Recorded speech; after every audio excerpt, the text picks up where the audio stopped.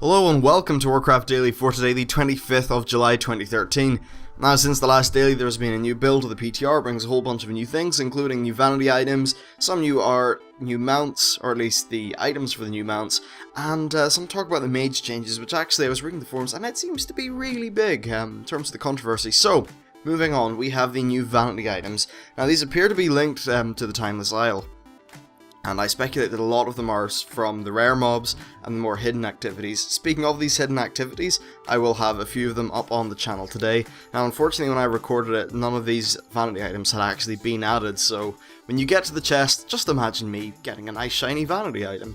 So, I'm going to go through the list. We have the Sunset Stone. This will change the time of day to sunset in your area for 10 minutes. There is the Rhyme of the Time-Lost Mariner. This sings a haunting melody of the crew lost in the dread ship Vesuvius. Cool stuff. Then there's the Rainstone. This will make a rainstorm for the next 10 minutes, so that's nice. The Odd Polished Stone. This makes you infused with stone, granting a chance upon killing an opponent to encase them in stone. Free burial service. That's pretty decent, actually. There's the Falling Flame. This launches the user into the far distance as a blazing meteor. Okay, I want one of those.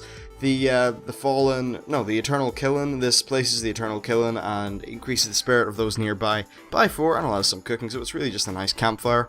There's the Cursed Talisman. This banishes the user for 20 seconds and it's only usable in the Jade Forest. Next we have the Censer of Eternal Agony. Lovely stuff. You sacrifice 90% of your maximum health to become an emissary of Ordos. While transformed, you're hostile to all players, and killing players gets you bloody coins, which can only be used on the Timeless Isle. Flags you for PvP and can only be used on the Isle, so that's an interesting thing. Next up we have Spectral Grog. This just turns you into a ghost pirate, which is pretty cool. Then we have the Blizzard Stone. This will place it'll make like a snowstorm in your area for the next 10 minutes. And there's the Black Flame Daggers. You wear the Black Flame Daggers, signifying your allegiance to Ordos. Ooh. Then there's the Ashen Stone. This will make an ash storm for the next 10 minutes. We're nearly there, don't worry. The Cauterizing Core. When you activate the core, it allows you to resurrect on death with 20% health and mana, so that's very nice. Then there's the Ash-Covered Horn. This summons a rideable but uncontrollable Furious Ashhide Mushan, which is a very, very fast mount. So that's pretty cool. Next we have the Ordon Death Chimes. A few trinkets here, they're 496. You charge the enemy doing 120,000 damage to everyone within 8 yards. Next is the Pouch of White Ash. This increases your PvP power and resilience by 5,641 for 30 seconds. Next we have Captain Zesvadan's Lost Leg. This summons some adds to aid you. We then have, this is a really cool one, the Golden Moss. This gives targets a chance to drop extra gold when you kill them, so the gold farmers might be quite interested in that. Next we have the Sticky Silkworm Goo. This lovely goo immobilizes enemies for 20 seconds. Now, as far as the Winter Veil goes, it seems like they're adding a Crashin' Trashin' Flying Controller. I have no idea what that does. It seems to be like some little remote control flyer thing. And finally, we have a new movement speed buff item called the Wind Feather Plume. So now that that's all over with, we're going to move on to ads. Now, a whole bunch of mounts. A whole bunch of mounts are being added in patch 5.4.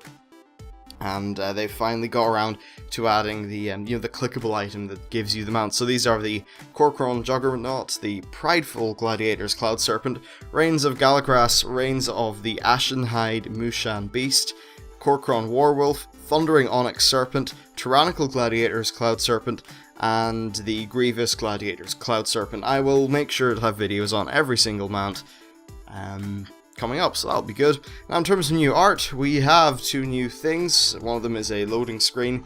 I think it's just for one of the wings of the Siege of Orgrimmar. You can see this like Corrupted Heart thingy. So actually I think it looks really, really nice, so yeah, that's cool. And then finally we have a new map for the Timeless Isles, which just has some extra like name tags and stuff added. Really not that giant. Now finally, there was something I thought it would be sort of my duty to point out. I noticed a whole bunch of QQ in the forums about Mage's Vanity being nerfed, and I saw a post by Blizzard saying that they're actually retracting the nerf and that they're still working out the mastery. So hey, if you're a mage, maybe this means you're happy. Maybe. We never know. It's Warcraft though, so you're probably really pissed off at something. Now, for today's questiony thing, what I want to know is, in the Timeless Isles, do you actually foresee yourself spending much time there? Because it seems like a lot of the loot is gimmicks, and a lot of the actual tangible gear is 496, which, given, even if you're fully decked out on LFR, there's really not much for you there. Like, what do you think will happen? I mean, at least in, say, patch 5.2, everyone was doing the stuff, and in 5.3, most people at least did some of it because of the Valor Point reward. So I think until there is a Valor Point reward, perhaps a lot of the raiders won't be going there, but it'll be interesting to see what you all think. That's it for today's show. Please like and subscribe, and I'll see you next time.